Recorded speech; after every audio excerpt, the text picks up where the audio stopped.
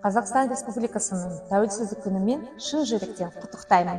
16 желтоқсан қазақ елінің әрбір азаматы үшін ең маңызды күн. Сіздерге зор денсаулық, мол бақыт, әрбір үйге үлкен қуаныш пен бақыт тілеймін. Еліміздің көк байрағы бейбіт аспан астында желбіреп, әлемге таныла берсін.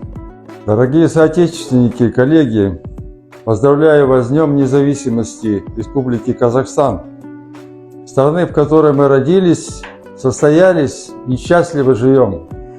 Барша қазақ жұртына мықты денсаулық, әрбір отбасына сәттілік пен жетістік тілеймін. Бұл күн ата-бабамыз көптен бері аңсап келген және елімізге тәуелсіздік сыйлаған ұлы күн. Осы ұлы күніміз құтты болсын.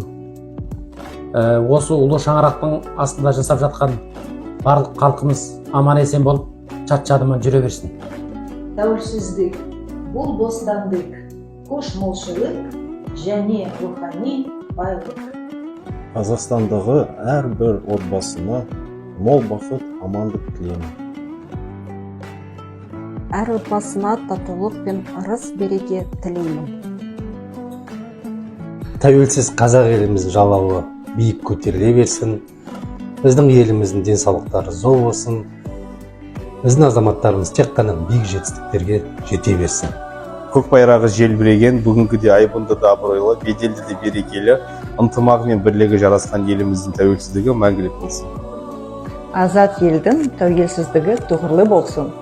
Дәулетіміз шалқып, береке бірлігіміз жараса берсін. Еліміздің көк байрағы бейбіт аспан астында желбіреп, әлемге таныла берсін. Дорогие, любимые казахстанцы, с Днем независимости вас! От всего сердца желаю нам всем мирного неба над головой.